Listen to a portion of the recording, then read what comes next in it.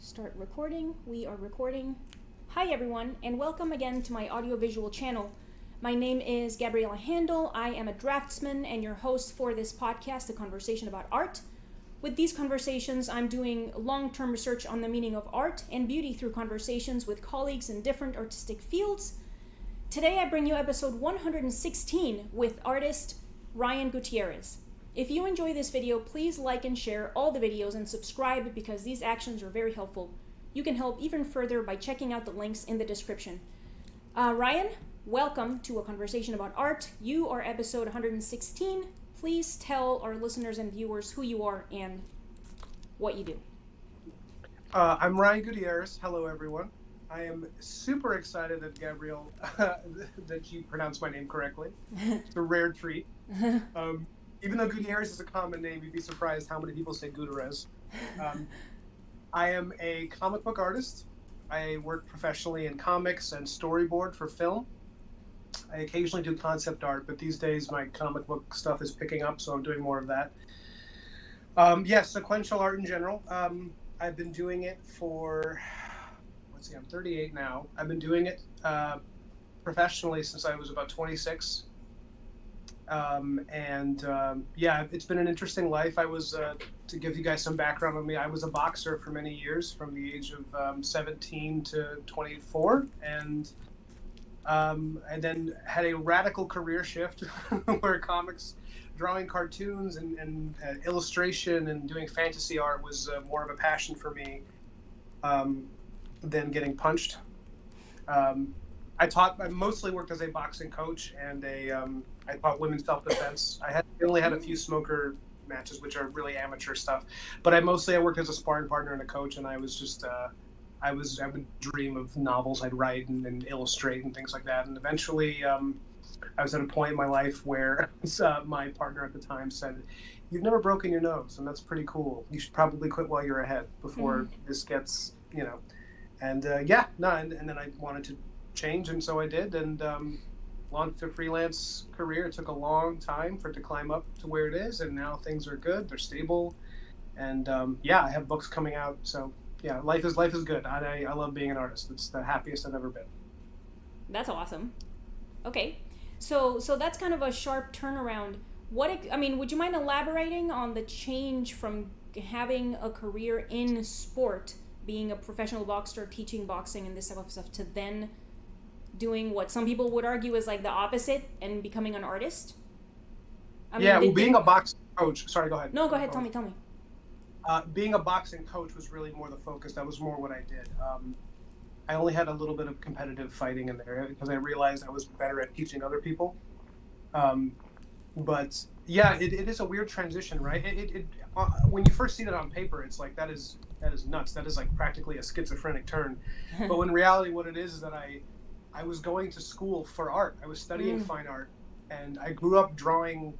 I don't remember. Did you also go to school for art, or is this something that you did outside of your education? Both, yeah. Because I don't know if you had the same thing I had. Whereas when I went to school for art, there was this like kind of shock at how much of it was still built around postmodern ideas.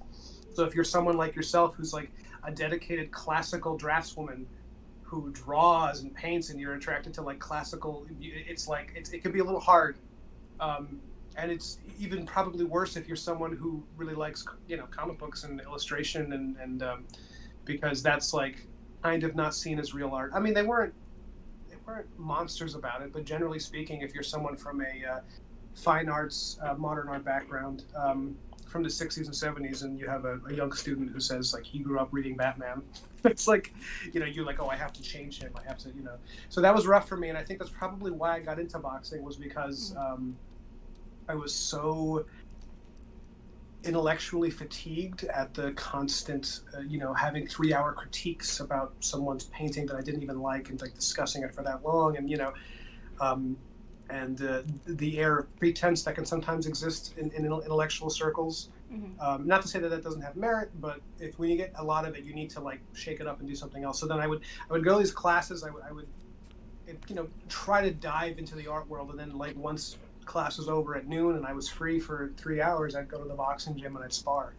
and it was just this nice balance of things. And one of those times was much more attractive than the other. There's a athletics has this reward system where you really feel yourself getting better, and the art world had a kind of your sense of improvement can be vague. You don't know if you're getting better because you switched professors this semester and she doesn't like your art. The last guy thought you were pretty good.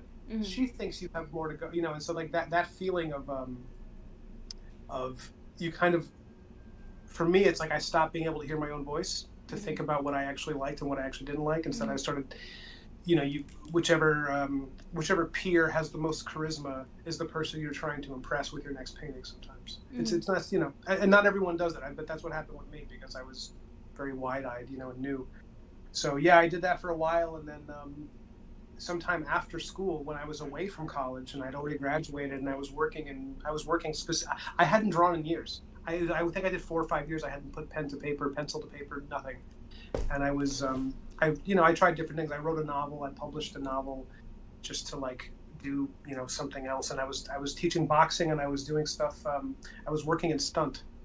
I was doing like stunt. Yeah, because nice. I fell in.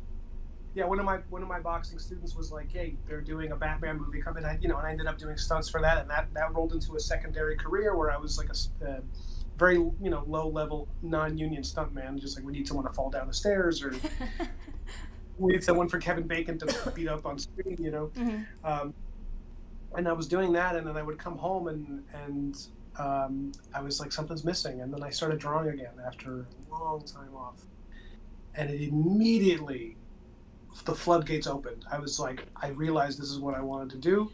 I stopped everything else. I was doing stunt work to pay the bills while I was starting my freelance career, trying to get work in comics and storyboards. I really liked film production. I thought it would be an interesting thing. I liked concept art. You need someone to design a costume. So yeah, I was hired by a film studio in New York where they had me doing storyboards for a period piece they were making, a movie set in like the 1800s. So I got to design Victorian clothing, and I got to research Paris and London, and it was cool, and it was fun in the beginning, and then the workload and the hours and the stress of like film, because film concept art and pre-production is stressful enough. But when it's a really small studio and you're like the only concept artist, you're the only storyboardist, your workload is insane. So I would show up at 10 in the morning till midnight without leaving a room, just in a basement drawing, because it was this like little studio in New York. And at some point I was like looking in the mirror, and I was like, I'm pretty sure I've never been this pale before, and I'm pretty sure the white of my eyes should be white and not beet red. I was like, that doesn't seem right. I'm not a doctor. So I quit that. I was like, I told the director, I was like, listen, I really hope your movie gets made. You can use all my art so long as I can, reference you guys as people I work for, but I can't do this anymore because I'm gonna die. Like, I'm gonna die of a heart attack from like not sleeping. Sleeping 3 hours a night and having your voice in my head, the director like drilling, he's a little megalomaniacal. But so then after that, I ended up back into comics because I was like, this is the thing I really like. And eventually, after enough time, it started to pan out. And now now I'm in a good place where I have, a nice long wait list of clients. And but I know that's a long answer to a very simple question, but I don't think the question is simple. It's a difficult, weird thing, because I mean that kind of change, that kind of big change in life is usually, or I would expect it to be more often than not, rather complicated, sudden. Something like something being sudden doesn't mean that it was simple. Yes. So okay, so like now coming to now that we've gotten to the part where you're a comic book artist. What is the customers or clients that you said just now, like what does that constitute in that part? And you said you've published comics already. Are they all your own stories, your own characters? You published yourself, this type of stuff. So how did you do that part? So where I'm at right now is everything that I'm currently publishing are things I've also written. I'm also a writer, so I come up with a concept, I write it into a script, and then I draw it. Sometimes I do it in reverse, where I'll draw something and then kind of do. That's called the Marvel method, where you old school Marvel, the '60s, they would draw the stories because they realized at some point. Excuse me, drank a lot of water before we started.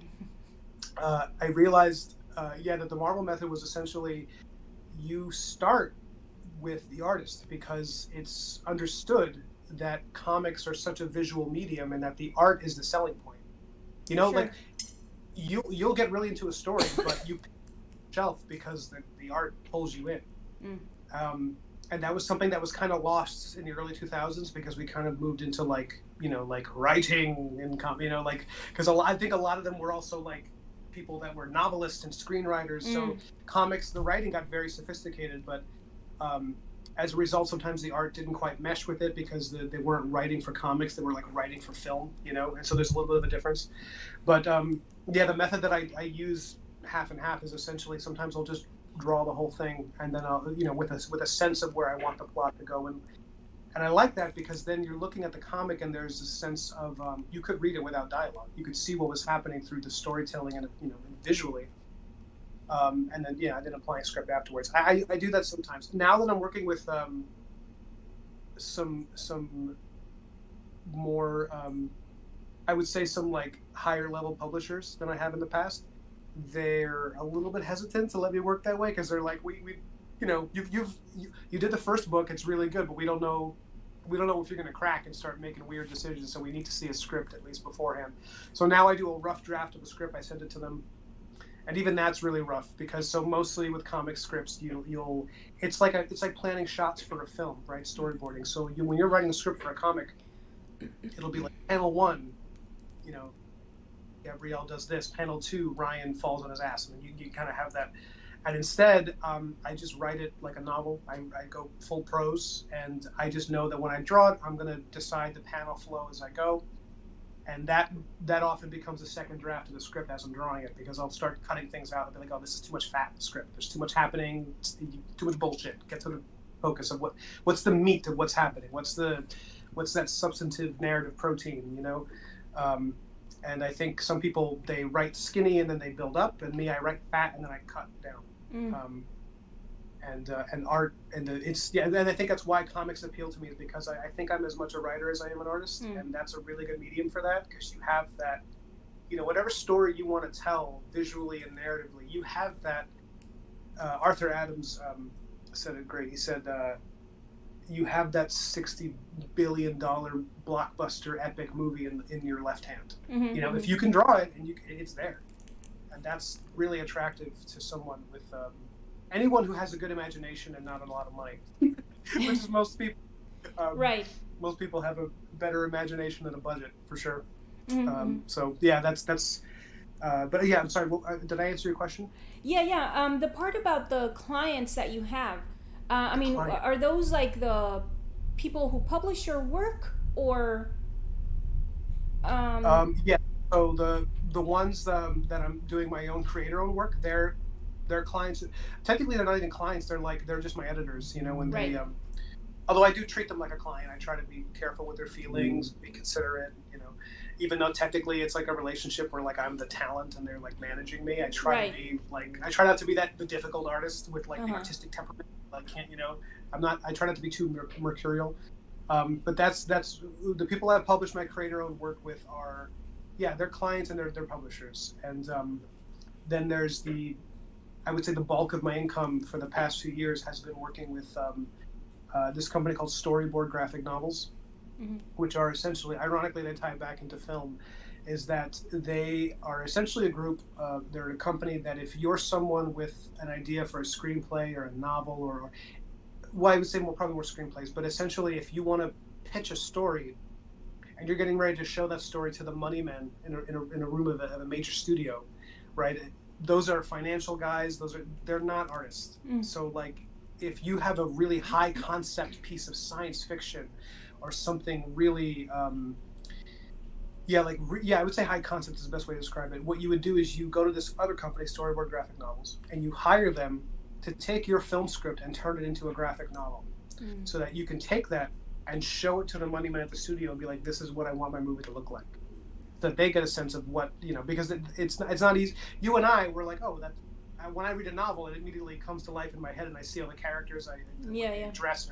For someone who's like strictly an accountant who needs to assess risk, they don't have that.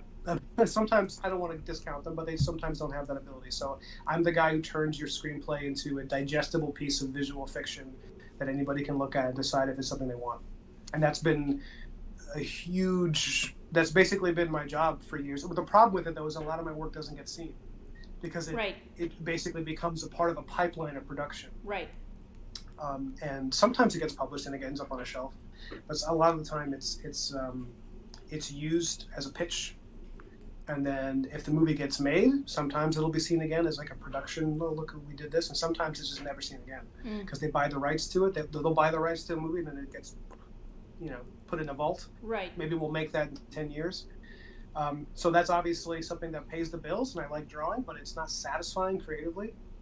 So while that has been great, and I'm grateful for that opportunity, I write and draw my own stuff. And it's funny that this interview and you and I met at this time because getting to talk to you about this, because you're right at the cusp of I'm about to have a few releases of my own work on a wider scale. And it's really cool because I'm going to get to this is my art, everything about it, from the first letter of the dialogue to the last, paint stroke of color. It's all just me. And that's really cool. Because even if it sucks, it's mine. Yeah. No, that's really cool. And I mean, I like, it seems to be kind of a ripple effect sort of the way that information and production of information and material gets produced in the recent past. Because there's a lot, not just the fact that it's available to whomever wields a smartphone, but also that the software, the materials are just, there's more of those things to be able to produce more stuff in different. I mean, just to be able to produce things in different ways and more ways. Like there's no filtering, kind of like you don't have to go through like some big company or something, comic book company or something. You can do that yourself. You can publish it yourself, or you can find a small publisher like this type of stuff, or you can just publish it yourself. Like you can make an e-comic book. I figure probably right. Yeah. Oh yeah, absolutely. Those are huge right now. Yeah. Yeah, and the only reason. Sorry, go on. No, finish. I know Webtoons is very popular for people that are doing online comics, and some of them do really well, where the artists can live off the book. They just live to create more of it. The only reason I didn't do that is because I think for a lot of them, the company owns the rights. The website owns publishing rights to your book, so if you wanted to switch publishing mediums, you can't. And I was like, that's... Yeah, I'd rather go with someone who's, at least at the beginning, is going to be both ebook and print, so people can read it, I want people to have it by their nightstand. They can read it before bed. I want that community, because immediately if it's only on Webtoon, I feel like you're kind of excluding a lot of people that are. Oh, for sure, absolutely. Yeah, for sure. Okay, so I think the comment. I mean, I think the part of the narration that you were saying that you were talking about just now about the money guys kind of needing to have the information presented in a way so they can handle it because they're administrators and they're not artists, quote unquote. I just think that's interesting because I think I actually disagree with that because, and maybe we can like kind of elaborate on whatever may come of this afterwards, but because I think that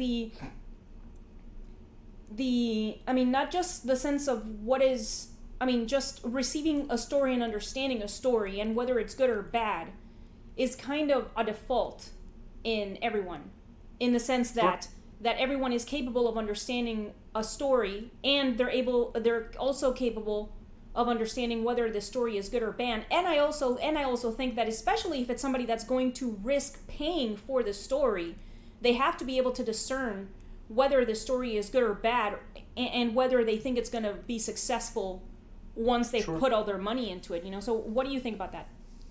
Well, I actually agree with you. I would be more specific if I had to re-say what I said. It's not that they can't assess what is or is not a good story. It's more about whether or not it's something they want to invest in. Because they don't always invest in a story based on the quality of it. Yeah. There's definitely also that.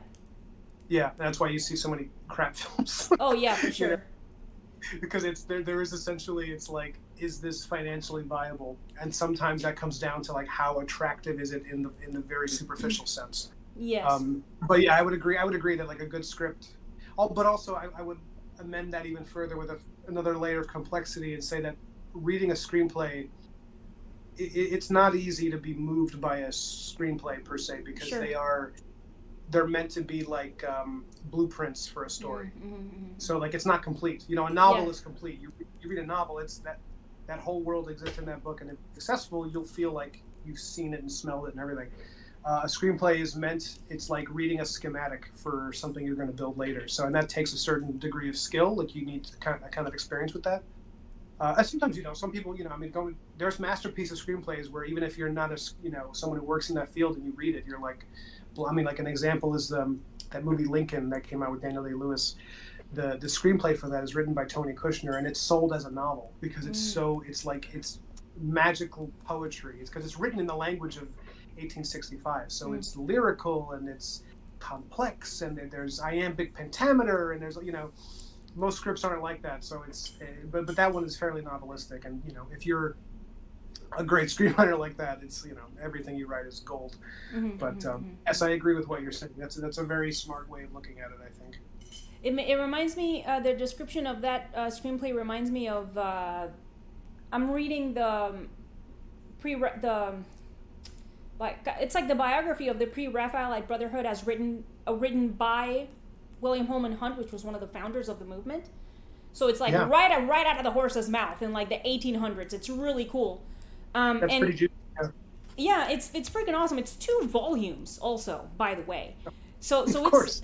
So it's like, it's crazy that, I mean, it's crazy to me, like the way that these people of yore or whatever talked, because, you know, I sometimes I'll ask the artificial intelligence, like, what the fuck does this paragraph mean? Because I don't understand. And he's like, yeah, it's just that, you know, they wrote in this flowery way, and it's like, all right, so just give me a second. Did they write in a flowery way, or do we just talk more like stupid people? Because I think it's the latter. You know, I think that our vocabulary in the present is so embarrassingly barren.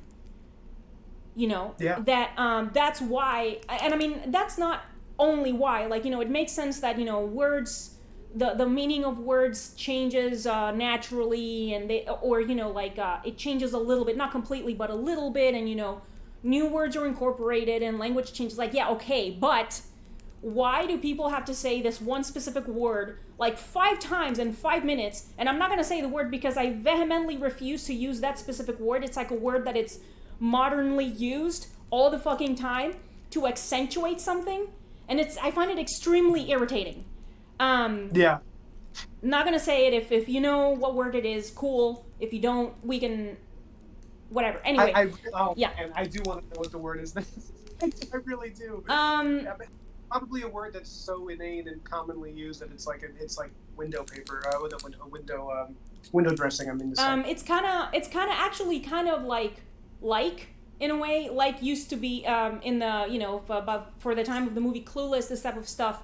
They would make fun of the Valley Girl for saying, or, you know, girls for saying the word like for everything.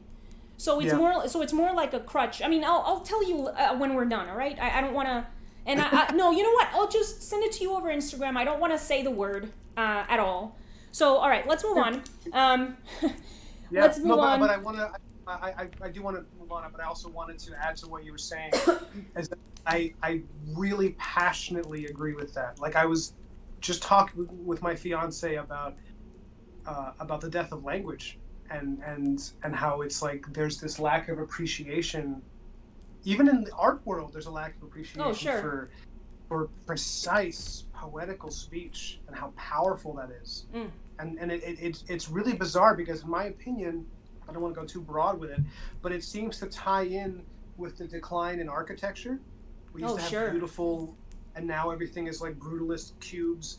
It ties in with even fashion. A lot of the things that people, you know, if you're someone who dresses even remotely colorfully, you're like odd, you know, and it's really weird because, like, what else is there in life but to have fun with what you're doing, you know? there's like a weird crippling of the creative spirit. Not to sound melodramatic, but I agree with you. Yeah, I mean, the reason it came up is because we had just seen Dune. And I don't know if you've seen it yet. It's We did. I think Yeah. it's a solid movie. It's very entertaining. But if you read the novel, Frank Herbert's novel is like the language. It is soaring prose. Yeah. And in the movie, they take beautiful bits of dialogue and they just trim everything that gave it texture and personality until it's indistinguishable from someone just saying what they need to say quickly. It's so, and even the director was like, he's this very French. He's like, I hate dialogue. I think movies are about images purely, and it's like, really? You know how many movies I remember because of something someone said in the movie and how it just hit a point beautifully? So yeah, that's one of the, I don't want to go off on a tangent. I know you have other questions, but that's something that I think we can both probably agree that's a problem. Yeah, I mean, I think in the case of Dune specifically, we were able to watch the first movie, and I mean, it's okay. It's certainly better than the Lynch one. Which poor David Lynch and his association with that terrible movie. But Yeah. I mean, at the same time, I was very skeptical of anything being done of that with that book ever, because it's like, I don't understand how you're going to illustrate all of the internal dialogue, for example, like, just to say one thing that happens in the book. And because the internal dialogue that occurs during the book for, I don't know how many characters, but several characters, especially the Paul kid,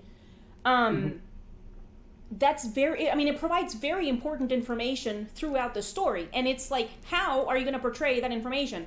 And it's like, in the movie, they have the mom looking like she crazy because she's talking to the fucking baby. And it's like, that's supposed to be internal dialogue, all right? Calm down, she's not crazy. You see what I'm saying? So then it's like, I mean, I'm not saying that that's how it should be done or whatever, because I have no fucking clue how that would be done. I'm just saying that is integral part of the story. And it's like, how, and it's like, talking about the Lynch movie. In the Lynch movie, the way they try to do it is that Kyle MacLachlan is just there, standing.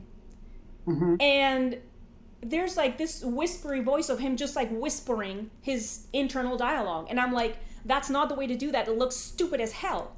If you have watched it, it's a terrible movie. Okay, yeah, it's a terrible movie. Sting being in like shorts in it does not make up for all of the other crap. It's a terrible movie. But yeah, I mean, it's difficult. And I mean, it's not, I don't think it's impossible. And I mean, I think that's one of the challenges of all of the arts, really. And I think you mentioned it earlier. Like all of the arts, whether you're writing, whether you're making fine art, comics, acting, you're a dancer, whatever it is, it's like, that is the problem that we try to solve every time that we try to do something, which is to try to convey the information accurately and well, and have it also look good, Yeah. And then that's like the problem, and it's not that it's impossible, because it's like, if I wanted to make sunset paintings, which is the most trite thing you can think of, it doesn't mean that it's impossible. It just means it's really difficult. And you have to figure it out. That's the problem solving. Yeah, I agree, and it's interesting because your discussion of efficiency is interesting, because I've always felt like artists we are kind of a pain in the ass for the rest of society, because our very existence in many cases makes life less efficient, because we're trying to make things beautiful. It's like a society that was purely efficient would have nothing of artistic value, because efficiency, it's not like that they're enemies, it's a balance, but yeah, efficiency would be anything that is not related to your reproduction or survival is out the window. And art is, I think, in many cases defined as a creative decision that you make that has nothing to do with reproduction or survival. It's about feeling something and making something. But the definition of art, we can get into that later, because there's more to say on that. But yeah, that's one way to put it. Well, no, I mean, I think we can kind of start heading in that direction. So when we've talked before, you mentioned that art is like a method used for studying beauty and its virtues. Yeah. And art has definitely, I mean, you know, in previous episodes when I have liked the episode, the guest certainly mentioned art as a form of study and as a form of research, and I certainly think of it that way as well. And so in that case, so for you, is art by default linked to beauty? I think so. Yeah, I do.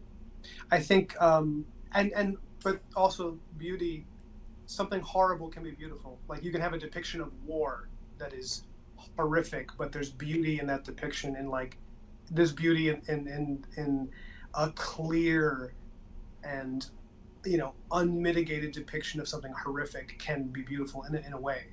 Because I think the opposite of beauty is not the horrific. The opposite of beauty is the mundane and the bland. It's the thing lacking in any personality. So yeah, I would say art is the pursuit of beauty. I think it's a way of getting in touch with that divine element that I think it's like we're all kind of aware that we're these like chunky homunculi just walking around on our hairy legs, and then we want that feeling. We want to get in touch with something that's greater than ourselves and eternal. And you don't have to be a religious person. When I say that, I think people think I'm saying all art needs to be about God specifically, in the literal sense. And I think sometimes it's more like you want to. I mean, let's put it this way: if you're someone who's a gross materialist, right? You just think people are meat and bone sacks operating at the firing of neurons, then you could still make a really technically proficient image, right? You can study lighting, you can get it just right where it looks very real. But what is the thesis of that image? If I were to draw you as realistically as I could without any deference to your humanity, then the image is just a depiction of volume. It's not, like, whereas if you're, I think, a good portrait artist, you're trying to find a person's soul. You're trying to find that flame behind the eyes that ignites them a little bit, and that's why you could be a great portrait artist even though it's not 100% accurate to the way a person looks, because that cliche, I captured his essence. So you captured it's like, yeah, you caught them in motion and there was something there where it feels like that person. Portraiture obviously is one area, but yeah, but I would agree with that statement. I do think art is the pursuit of beauty and its virtues. I think that's, if I said that to you and you're quoting it back to me, then I'm very proud. But if you just said that, I'm very impressed. No, that's I was it's from the conversation that we had earlier over on Instagram. Yeah. So, no, I remember. So that's that what you said. I remember saying it, but you just put it more articulately. I think you made it more concise. Well, no, I think I'm trying to not quote things because they're set off the record, and it seems kind of uncouth to be like, this is what you said in that private email. I mean, you know what I'm saying? When it's going to be published, So it's basically the same thing. Cool. Yeah. Okay, so nice work. Thank you. But okay, so then in the case of art, and I mean beauty as well, even though we haven't talked about the kind of more the definition of that yet, but we will. But I guess I mean with art specifically, because earlier you said it had it's unrelated to survival. But based on the way that you're describing it, it sounds very important the way that you're describing it, first of all. Second of all, you're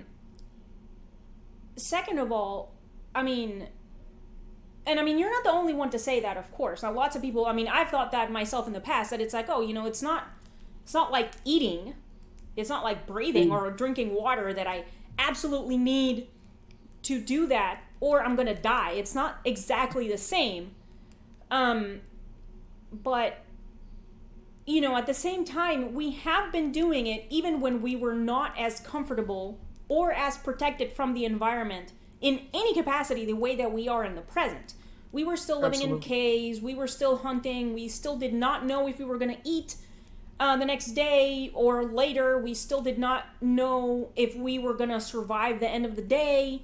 this type of stuff, and we were still doing some form of artistic expression as a species. So, I mean, I think that's in contradiction with when somebody says that art is what we do after we have kind of satisfied all of the other requirements of eating, breathing, comfort, having somewhere to sleep, where you won't get eaten in the night, like this type of stuff.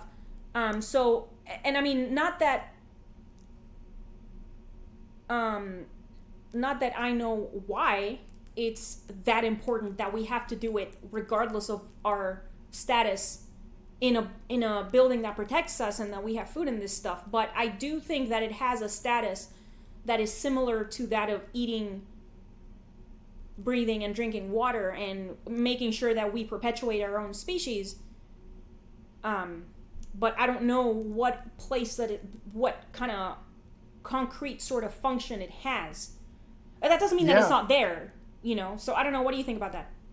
No, that's fascinating, because I like, there's also a distinction we should make between survival and flourishing, right? Sure.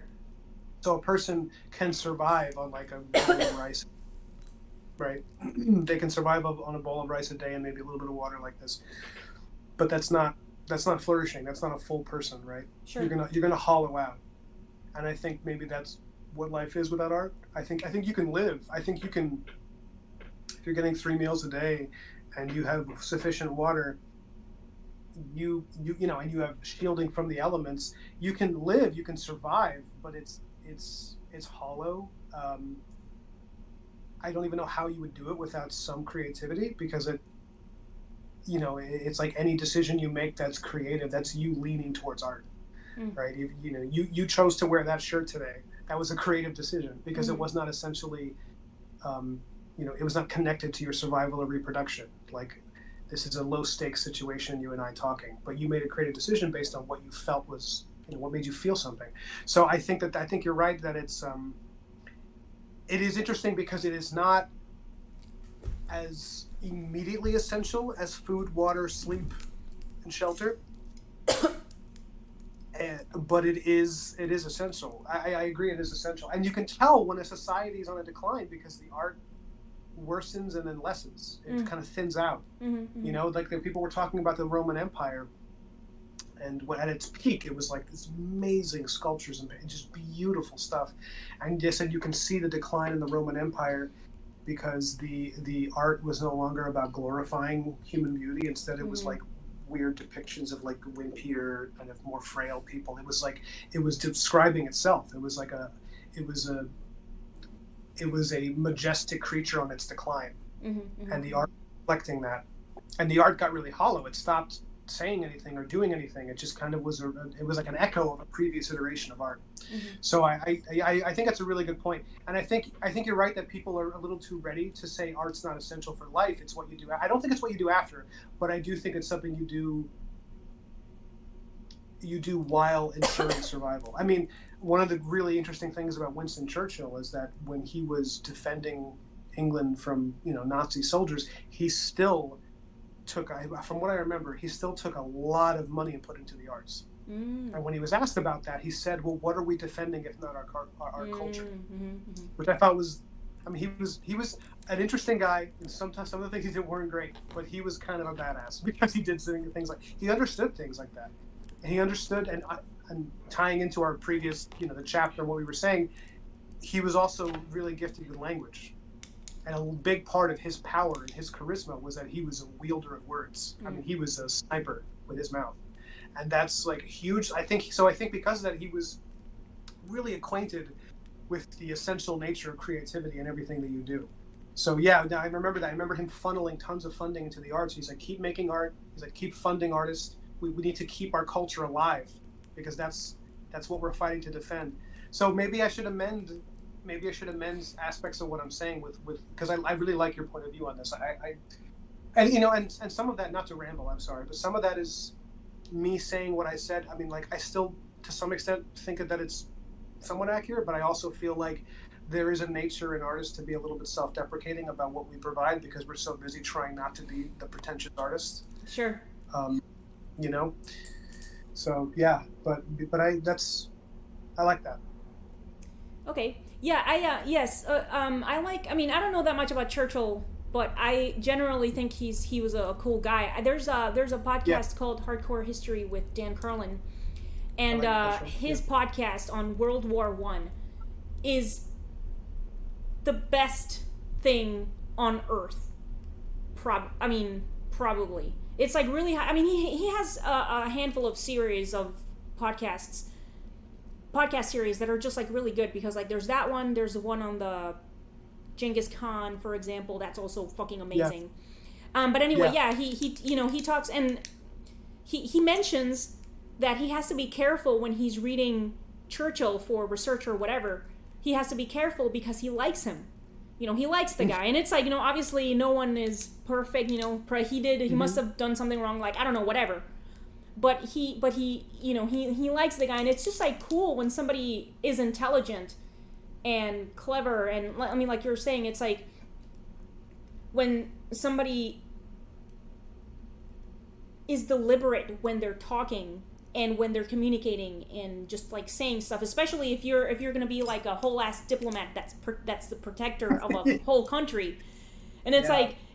like it must feel good to know that is who is basically one of the big faces facing out to when you're in a war or like you're having a Mhm. this whole scuffle thing between countries, and it's like he's the one that's out there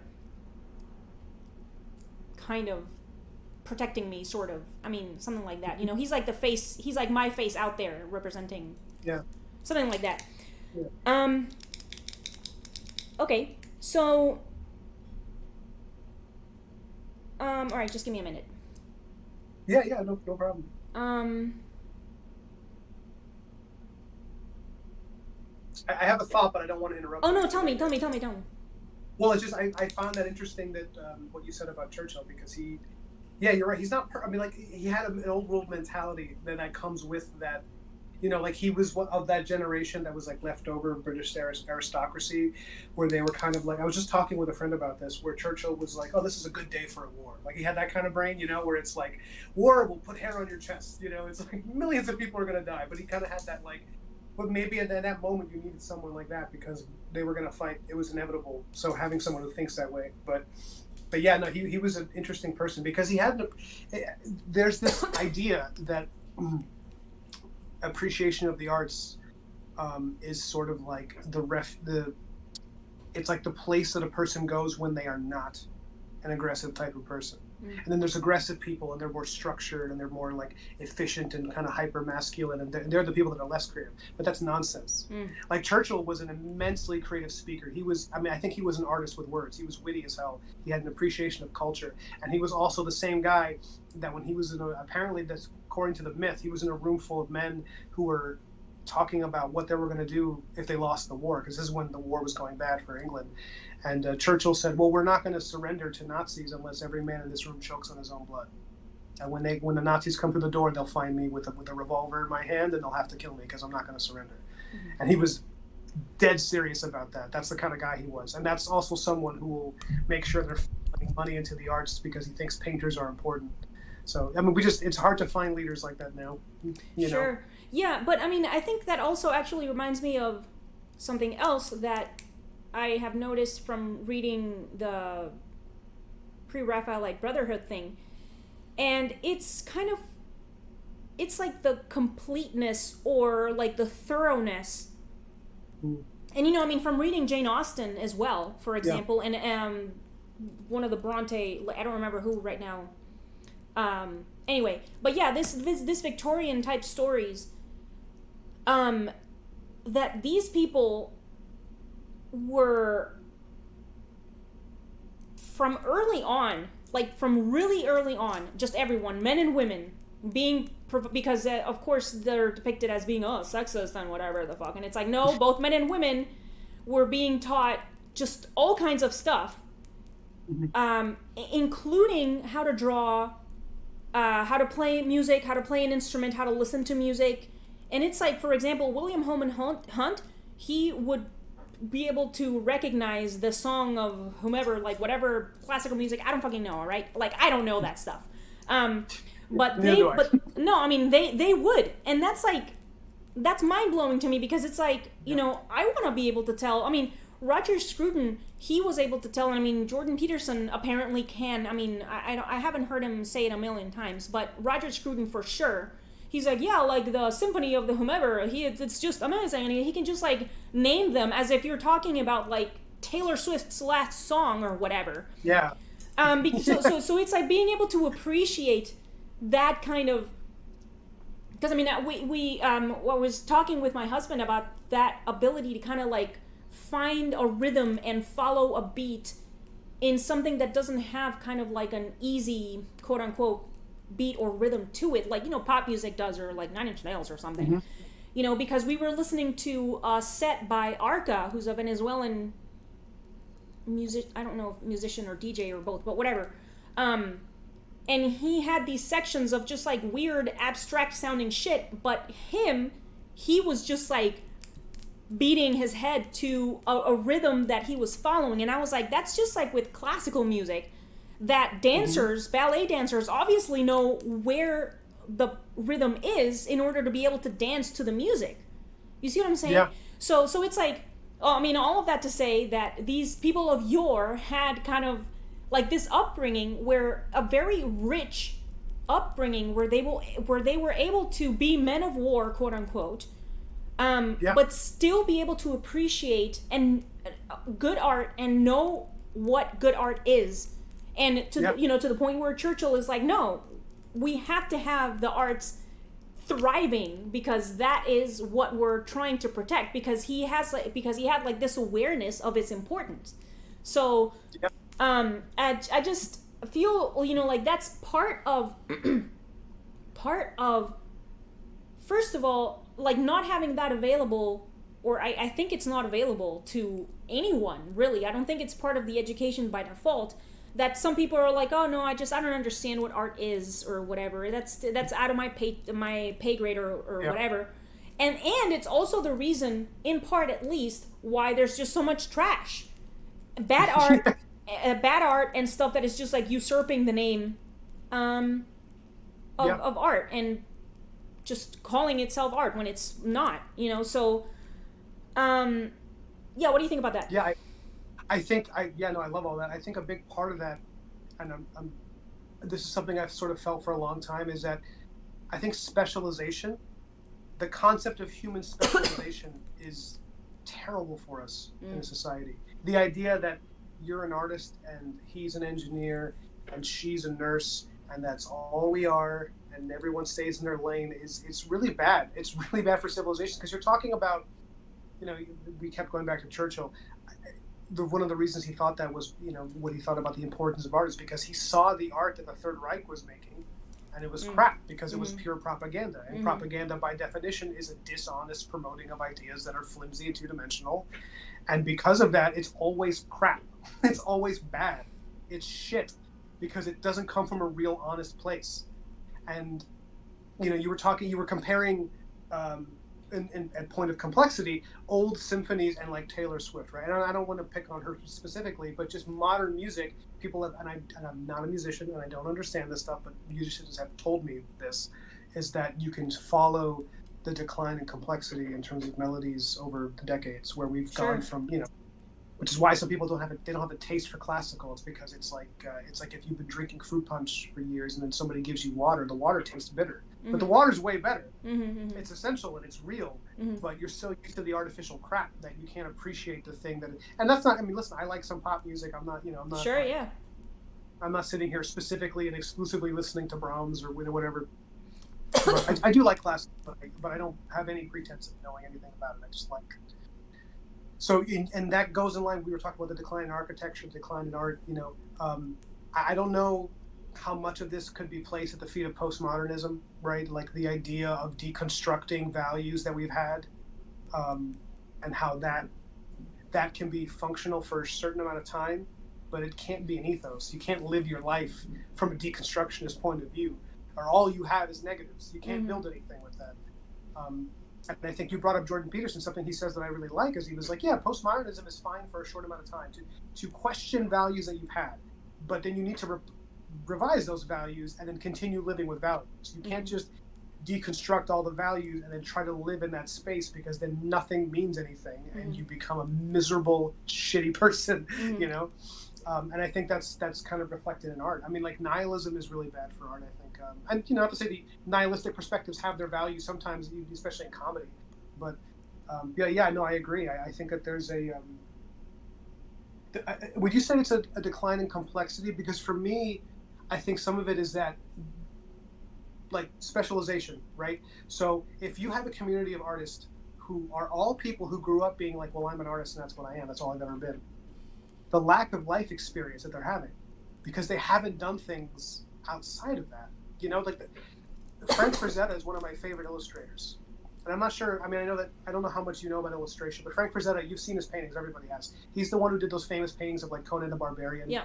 There's always, like, big, shimmering, muscular men and, like, really voluptuous women, and there was always, like, giant tigers. It was just, like, obsessively over-sexualized, violent, really incredible stuff. And in illustration and comics, that guy is like a god. He's like, people just love him. He was an absolute Chad. Like, he did those things. He loved painting, and people talked about why he worked so quickly. Like, he would just produce paintings, and it wasn't because he didn't care. It was because he was trying to balance his life, because he's like, okay, now I want to go and I want to run naked in the woods. I want to go play baseball. I want to go exercise, and then I want to come back and use that energy to finish his painting.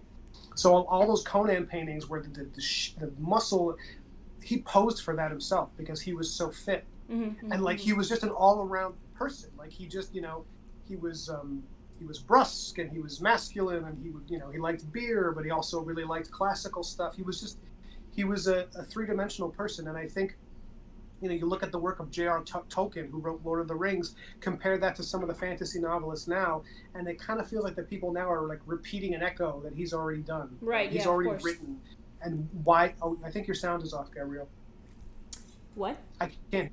Oh, there it is. There you okay. I couldn't for a second. For some reason, you dropped out for a second. But you compare Tolkien to some of that guys, and a lot of it's because Tolkien fought. You mentioned World War I. He fought in World War I. A lot of what he wrote, a lot of his imaginings of that world were because he was, like, in a trench during trench warfare. Right. With World War I, they sat there for days, months, not knowing when they were going to have to fight, bullets whizzing past their heads. And his only escape was into language, because he was a linguist. So he would just create these worlds in his head. You know, and it's not to say you need to have trauma to make good art, but you definitely, but certainly, you know, you look at the great novelists and, you know, like, what are they writing? They're writing something that maybe has nothing to do with what they experience in a literal sense, but what they, you know, what they experienced it stimulated something. And you can even find that on a scientific level. They've talked about, and this is not my field, but there was someone working in it was like a geneticist or something like that. They were talking about how the cells that make up a person, you know, my language on this is very limited. Maybe I shouldn't even say it because I'm going to be so obtuse. But essentially, the idea that the matter that makes you as a person, there's measurably more of it when you are doing more things, when you are diverse in your experience. Like, it's measurable. Like, that's someone cool. with a lack of, it was to the point where it was like the regenerative cells that keep you expanding consciously and physically and all that stuff. There's more of it based on your interaction with different stimulus, which is why sometimes I think, and this is me theorizing, that's why sometimes you'll meet people, you'll be like, there's just, like, nothing there with them. And it's like, because they haven't done anything, so they don't have a lot of themselves. Like, there's not a lot of Joe in Joe. Joe is just, like, flat, you know. So I think that's interesting, and I think that's why we're attracted to people with a lot of life experience. They're inherently interesting. Yeah, you know? yeah. And they make for good artists sometimes. Yeah, that's awesome. Yeah, I think part of the problem, or I've been speculating that part of the problem is because I have the impression that now we start so late in life, just everything. Yeah. Because it's like, everyone goes through this cracker in the sense that, you know, like the saltine cracker that is just like the most base, standard, gruel, whatever. Of an education of, like, you know, high school, whatever. It's like the lamest, lowest denominator trash that you can think of, that everyone goes through that, and all you have to do is just sit there and just try to learn and pay attention, whatever. And then you're like 20 when you go to college, when you're like supposed to decide what you're supposed to do, where it's like before, and like again, I'm more or less speculating because I only know this from I only know this from reading the William Holman Hunt thing and Jane Austen, this type of stuff. You have like some kind of you start your life with some kind of an apprentice type because you go with dad to work, or dad starts taking you, and it's like not when you're like in your teens or whatever. Those kids are young when it's like William Holman Hunt is like, yeah, I started so late the drawing stuff because I started at 15, because he wants to go to the Royal Academy, and it's like you gotta start learning shit early on. Millay, John Everett Millay, was considered a precocious kid in his display of ability, and he started at like really early, like at 10 or 9 or something. But then Holman Hunt is worried that he is starting so late because he started at like 16 or 17 or something, and it's like, in order to be able to get enough practice, cultivating the skill in order to be able to make work to submit to the Royal Academy in order to get into the academy. And it's just like, I feel like we just start so late, and it's like again, in the book, the book that I'm reading of the Pre-Raphaelite Brotherhood, it's like he's talking about just going off into the woods and whatever, and it's like he knows what the freaking plants are called, the name of the plants, and he knows. It's like he is like very young, like 15 also or something, trying to negotiate a position for himself with some guy because his dad wants him to get into business. His dad doesn't want him to be an artist. That's not new. That's good to know. But he's trying to negotiate a position for himself where he will have some time to draw so that he can submit work to get to the Royal Academy. I don't know how old he is, but he is less than 20, and it's like, it's considered child labor now. It's like illegal for a young person, a very young person, to try to be in these positions, to try to, negotiate for themselves and to try to have a job. It's like we start things so very late now, and I mean, there's of course lots of things happening there in the sense that the parents have to be able to kind of anyway, whatever. The thing is that it's more complicated than that, is what I'm saying. But we start life experience so much later now, and that's not helpful. And then people are forced to specialize, which I don't think it's bad by default, but I'm inclined to agree with you just because these other individuals of the past seem to have such thorough, maybe not even necessarily thorough, but some knowledge of cultural things and just science shit that is just like important for you to be able to be a working person.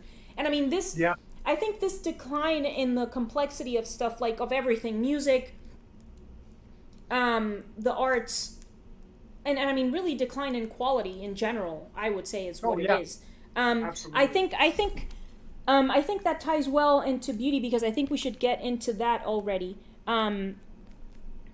So I think it ties into that because that's also something that something of which we are very ignorant. In the sense that some people will be like, oh yeah, I mean, it doesn't matter, or, oh, I don't understand those things, or whatever, this type of stuff. And so you also made, in the conversation that we were having on the subject on Instagram, made a connection between beauty and the divine. So, and that's not the first time that it comes up, not just on the podcast, but, when you read about beauty, it seems to come up pretty often. So,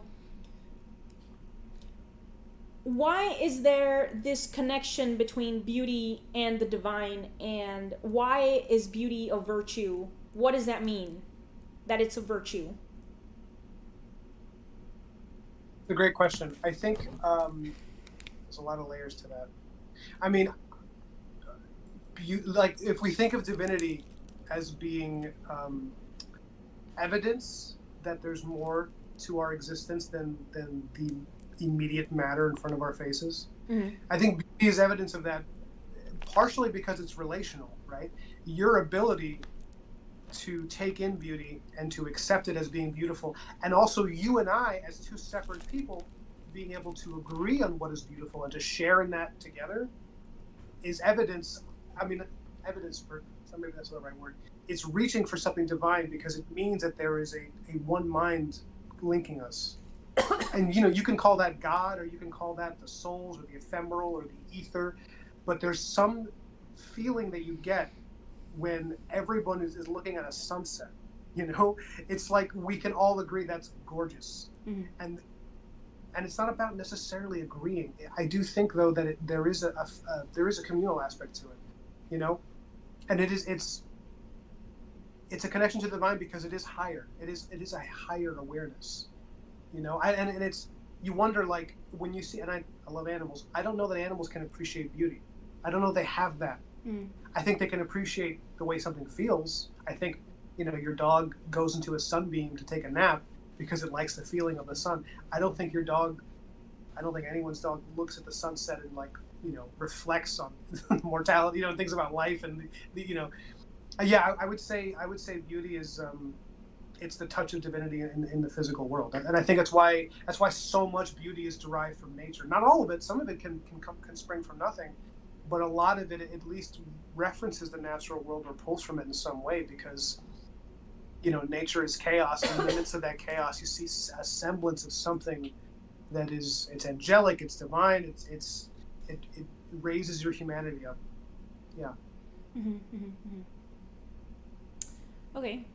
All right. So, all right. So I looked up the meaning of the definition of the word virtue, and it says, there it is according to what? The American Heritage Dictionary of the English Language, 5th edition. It says moral excellence and righteousness, goodness. It says also an example or kind of moral excellence. So that's for virtue specifically. So then beauty as a virtue makes sense because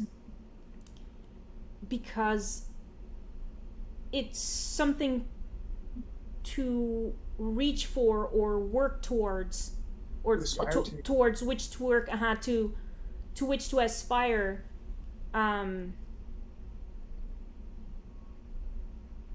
But I guess, so, I mean, beauty is typically part of a triad, which I think, I'm not sure yet because I haven't looked really that much into it yet, of the truth, beauty, and goodness, the triad of the Greek people. I don't know what it's called, but it's like this triad where I mean, you know, it's almost kind of like the Trinity of God the Father and the Holy Ghost, where they're kind of like the same, but they're also sort of the three things at the same time. I don't really understand the divine mystery, as they call it. yeah, exactly. So then I guess I wonder what aspect of that triad is beauty, because I mean, I think I have an easier time understanding goodness and truth. And so, like, in the case of beauty, and you know, when you were, especially, I mean, you know, in particular when you were talking about, like, elaborating on it as a virtue, and then looking up the meaning of the word, the definition of the word virtue, how, like, for example, when you said earlier that one can look at painting of, you know, Goya's paintings of war or whatever, or even older stuff, because I've seen some images by Hogarth that are, I mean, I don't think they're beautiful and I don't like them at all either, but I'm sure somebody would argue that they have some of that. Or, for example, somebody whose work I actually like, Kat Kollwitz, and I always mention her when this comes up, you know, because when somebody says, you know, horrible things can also be beautiful. If I think of her painting of a mother, her drawing of a mother with a dead child. So what I've thought that is beautiful about that, because obviously that is a terrible scene. It's like, I don't want to experience that. I would rather nobody experienced it. But at the same time, her deft hand at depicting the information, her skill, because it's like, what are you doing at the end of the day when drawing that information? And, you know, if in your comics, when you make your drawings of, like, a guy killed another guy or something, or like, it's usually the plot of my books. Yeah. So it's like, you know, if you have, like, these superheroes fighting an enemy or something, and it's like, you know, this displays of violence, and it's like being able to see that the artist has the skill to portray that information accurately, and it looks good and it's well made, and it's well composed and all of this stuff. Like, I think that's where then the work can be considered to be beautiful in spite of the subject matter. So, I mean, what do you, because, I mean, I don't know, that sounds a little bit simplistic because, like, again, I think that based on what we're talking about, beauty is really just, it's a lot more than that. It's something to strive for, and I don't know, what do you think about that? Well, it's interesting you chose comics as an example because, so you described the scenario, right, of the superheroes battling the villains. The thing that makes that beautiful, as far as I'm concerned, the sacredness in that is that it is, and I think also the appeal in that, from a reader's perspective, is that it is about the struggle between good and evil. Mm-hmm. And that's really the appeal of superheroes. And that's why when they became more nihilistic and deconstructionist after like the 60s and things started to get, I would say even later, the 70s and 80s, things got more postmodern, a little more cynical. I think there was a decline in the excellence of it, and there was a decline in the appeal. I think there was a rush of like people that, oh, this is an interesting, you've seen Watchmen, you've heard of that. Sure. It was a deconstructionist comic about superheroes that were terrible people, essentially. And it was like the first one to really do that, and that was a big deal, and it was popular. Over time, everyone kept doing that, and now it's lost its beauty. Like, right. The superhero, the idea behind it is this like almost like a Greco-Roman idea of the demigod who is an excellent human. The human excellence taken to its logical extreme, which is why they're so muscular, they're so beautiful, they're all perfect in a way that's completely unattainable because it's, they're meant to be demigods. So the minute if you keep extracting morality from it and you keep making it hazier, you lose the beauty of it. So I just want to amend what, or at least add to what you were saying, that the technical excellence of it is in that context in a comic book is actually secondary to the story, to how well you depict the operatic struggle. So you can be someone, your anatomy's not great maybe, or your color tones are too saturated, there's something, like maybe your faces are asymmetrical, but you're really good at communicating.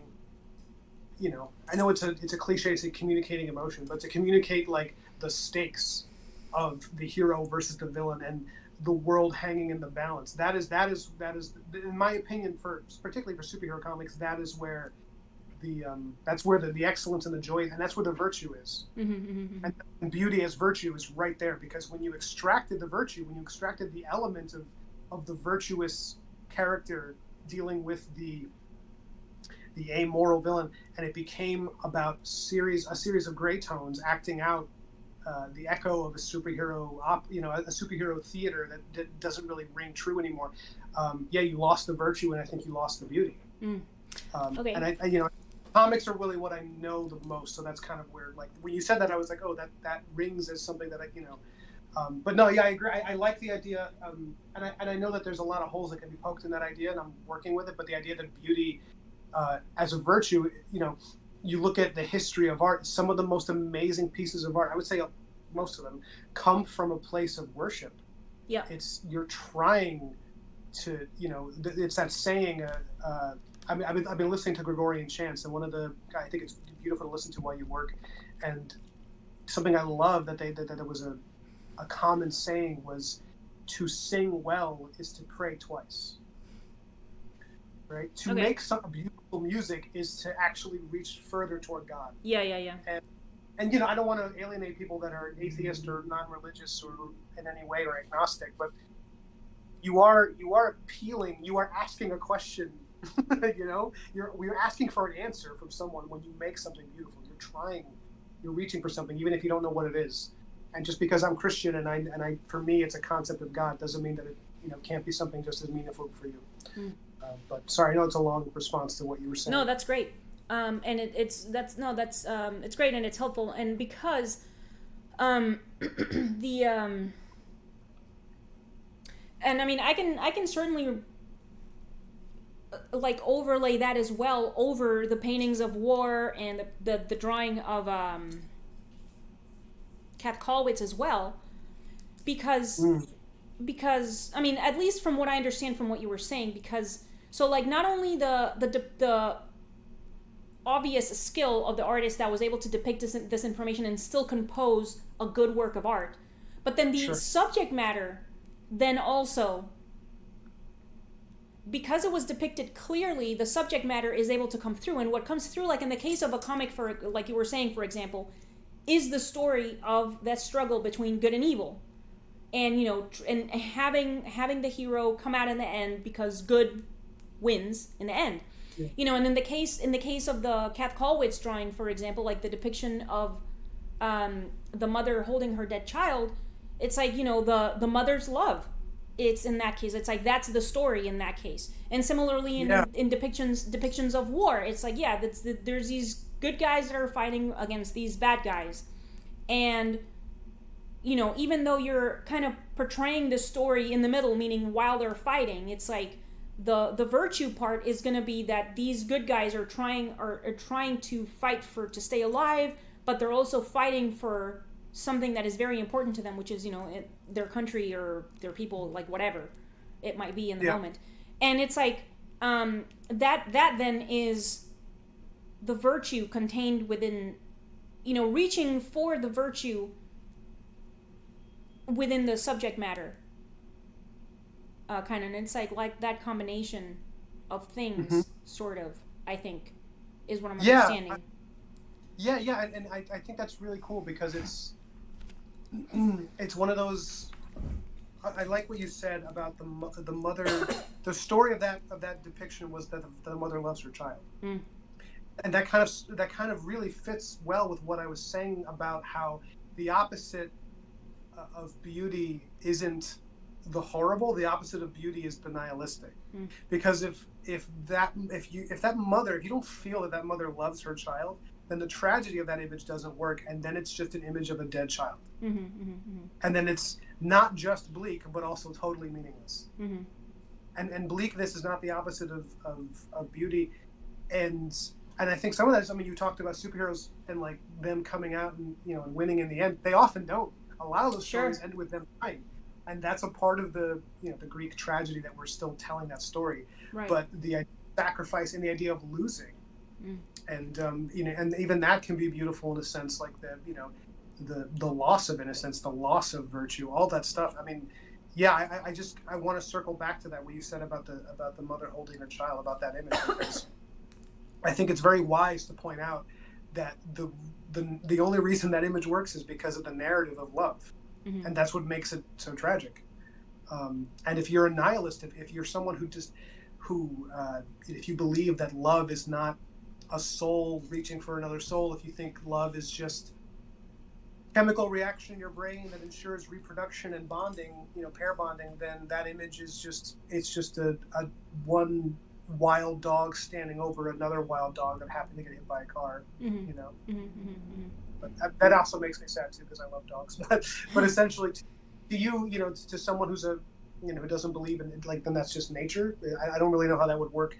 And that's what I mean when I say it is connected to divinity. I think beauty and art are connected to divinity. They are, even if it pisses people off for me to say that, I don't really give a shit. It feels true. And I think it's a defensible position.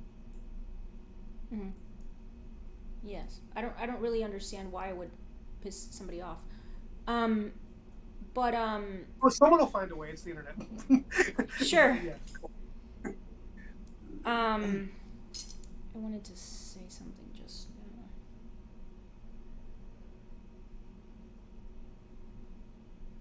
now. All right, just give me a second. Yeah, of course. I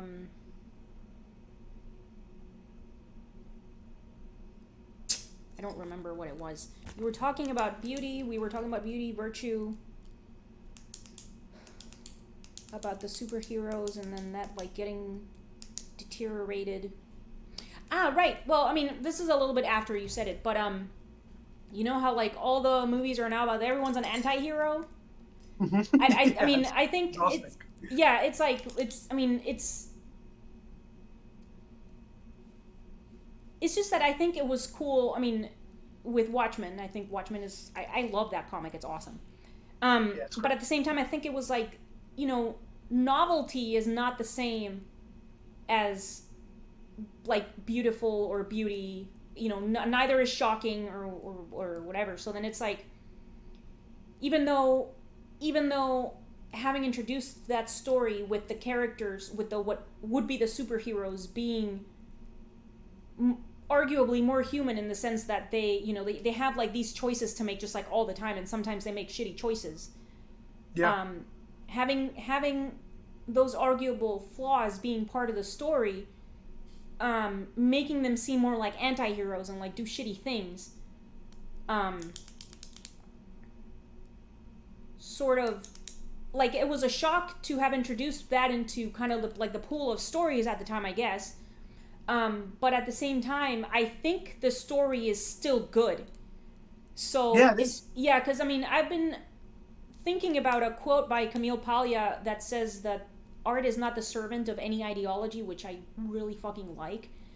And it's not, there's plenty of artists all throughout the history of art, or whatever you want, now still, that try to use art as the standard bearer of an idea, meaning that they try to specifically put in the drawing or painting or a sculpture or whatever, like, yeah, violence is bad or something. And it's like, okay, cool, but what really sets the work apart is whether you make the work well, right? Meaning that if you want that work to still be appreciated when your stupid idea is irrelevant, meaning like in 50 years or 100 years, then you still have to make that work of art be just as well made as you can. Absolutely. Standards of excellence. Yeah. And it's like, it's not that the idea or like the whatever it's not that it strictly doesn't matter, because it might be relevant to your circumstances. I mean, cool. But it must still be well made in order to kind of, I guess I still have to think about it more. What do you think about that? I mean, connected to what we're talking about. Well, I wanted to touch back on something you said toward the beginning of what you were saying there about Watchmen. I agree, and it actually goes with what I was saying about the purpose of like postmodern deconstructionism, right? It's that Watchmen served as a way to question, because I mean, like, so I would imagine you're someone who's read Watchmen and maybe hasn't read a ton of superhero stuff. Like that was like your way in. More or less. Yeah, ish. I mean, I'm not super well versed, but continue. Okay, because I know for a lot of people that was their way in, because it was such a highly critically praised comic, that people who had never read a comic book before were like, oh, I'm going to try this out. I'm going to read this. And they got into it because it's like a good mystery novel and because it's really compelling.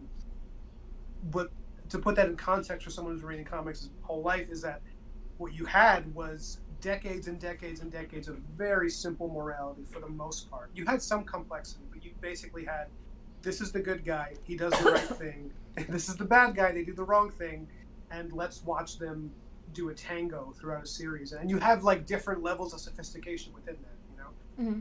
But then you have Watchmen, where, as you were saying, it's like, well, their heroes are people and they make bad decisions sometimes, and then the line between hero and villain getting blurred. That was the first time you really saw that in a big, production. And then so that serves the purpose of like postmodern deconstruction. You introduce a deconstructionist idea to question the previous decades of certainty that you've had. And once that questioning period is done, you make decisions. This is what should happen, is you make decisions about what are your values going forward, which ones do you want to keep and which ones do you want to drop. And then you start making constructionist art again. That's meant to build concepts, virtuous ideas, all of that. And then what happens is, if you linger on that for too long, it becomes an identity. And that's kind of what happened. So, like, I agree, Watchmen is great. What has come afterwards has become, it almost becomes like a nihilistic propaganda. Like it's like they're trying to hammer home this idea that nothing matters, or that things do matter, but that there's no such thing as being a hero. Because if you're a hero to some person, you're a villain to someone else, and it's like, I think it's one of the reasons that comics, particularly superhero comics, they used to be very appealing to young people, to kids, and that's not a mark of a lack of sophistication. That's a mark of something else. They're not appealing to kids anymore in the same way. And I think a lot of that is that if you're a 12-year-old who's beginning to read fiction and getting really involved in like high concept science fiction stories that are in comics with heroes and villains, you really don't want to be spoon fed this notion repeatedly that no matter what you do, you're still a piece of shit.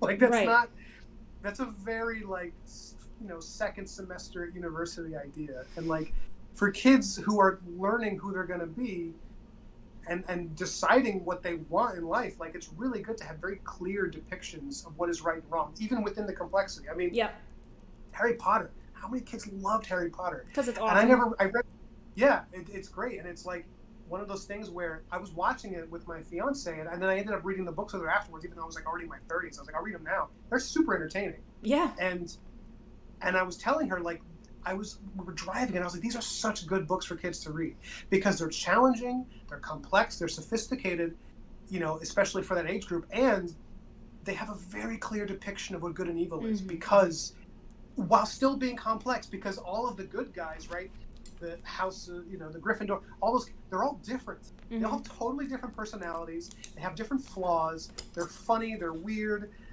They have quirks, and yet they're all well-intentioned, and that's what brings it. And they all look different. Hagrid is a big oaf.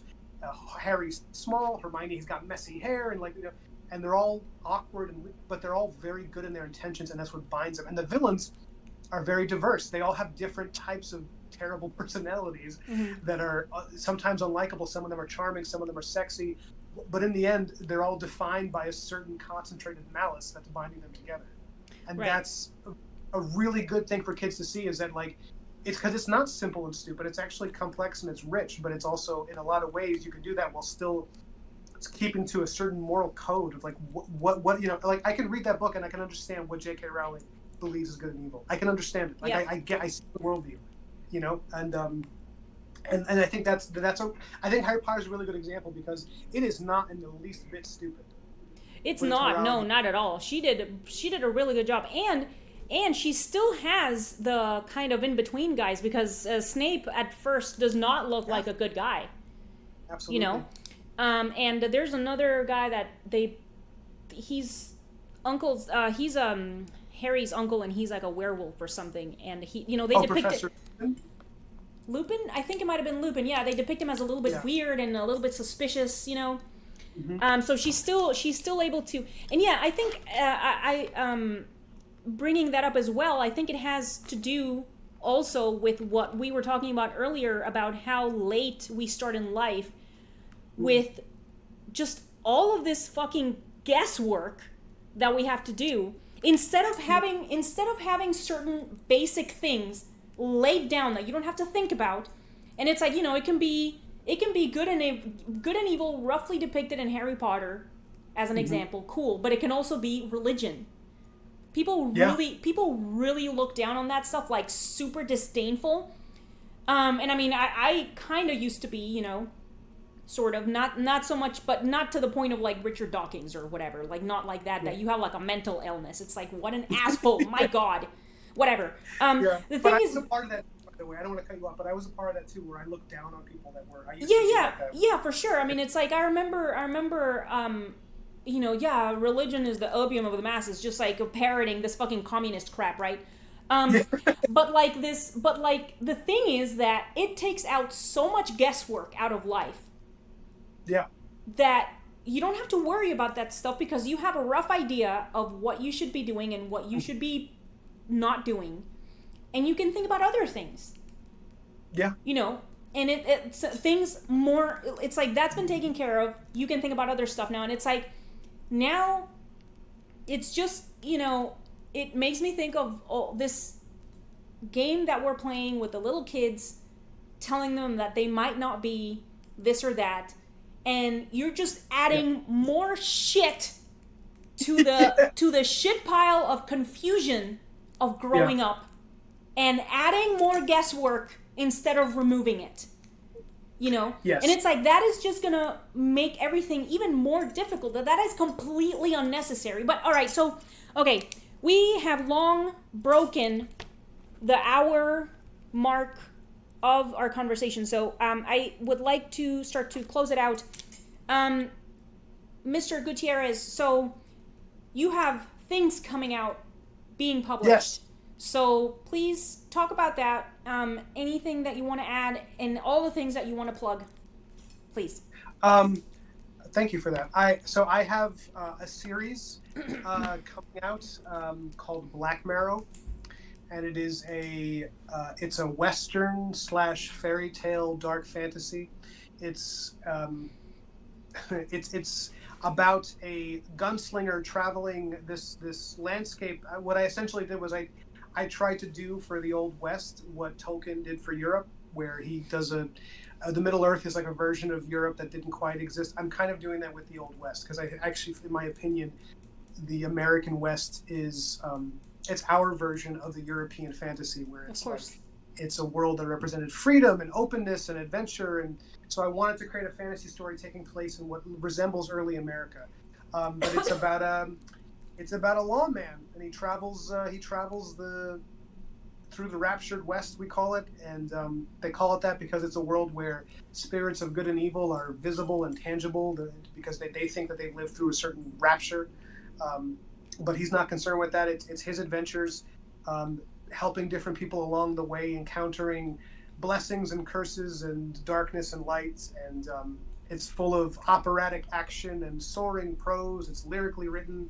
You talked about the way people spoke in the 1800s. That's a big part of the writing. I really wanted to base it on the writing style on this idea that people in the Old West were not in the least bit illiterate. They were actually hyper-literate. Like the best-selling books were the King James Bible and the collected works of Shakespeare. That's what most people were reading. So if you read the old letters from people written during the Civil War, it's like a 16-year-old kid is 1,000 times more articulate than most people now. Yeah. And I based the writing around that. So it's without getting too highfalutin and pretentious. I mean, this is meant to be entertainment, but I didn't restrain myself as far as like if I want flowery language, it's flowery, and people can either enjoy it or not, and I hope they do. But yeah, it's action adventure. It's macabre. It has a kind of Victorian horror vibe. So that comes out.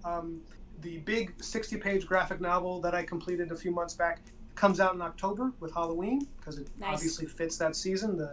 The solstice of the souls turning over, and there is a preview book that comes out in September, which is actually going to be a 9-page story that's exclusively, and it's called Nashcan, like a preview comic. It's thin, and we're only selling a few copies. We're only going to allow a few copies to be sold, limited edition, for people that are interested in the book. So that'll be in September. Then, do you hear the lightning, the thunder? Oh, that's what that is. Yeah. Oh yeah, it's cool. A major thunderstorm. It's pretty awesome. Just as I talk about my macabre novel. Nice. But, yeah, the preview comic comes out in September. It's an exclusive little short story to introduce people to the character. Not everyone's going to be able to get a copy, but after the first issue comes out, the big one in October, we're planning on a collector's edition later on down the road. We'll bring in the first 3 books together with the Ashcan and a nice big hardcover for everybody. So I have that coming out. And in the works right now with the publisher, I'm discussing an adaptation of King Arthur and the Excalibur Saga.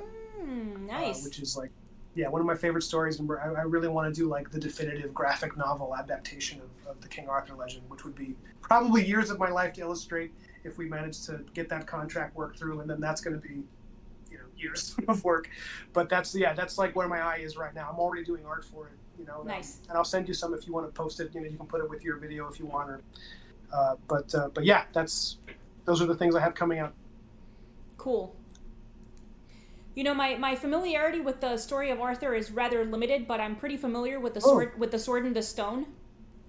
Yes. Which I really like. I love that movie. It's Disney, one of the few. One of the early Disney movies. When Disney was good, Yeah. It's crazy to watch that and to watch what they're doing now. It's like, whoa. Yeah, I mean, I haven't watched anything. Yeah. It's like I haven't. Anyway, whatever. Let's not give them more airtime. Sword and the Stone is awesome, though. All right, so, okay, so I'm gonna start to close it out. Then, thank you, Ryan, for talking with me today. Thank you, everyone, for listening. If you want to support Ryan and my podcast, you can do so through the links in the video description. So please check them out. Thank you again for listening and watching, and talk to you next time. Bye.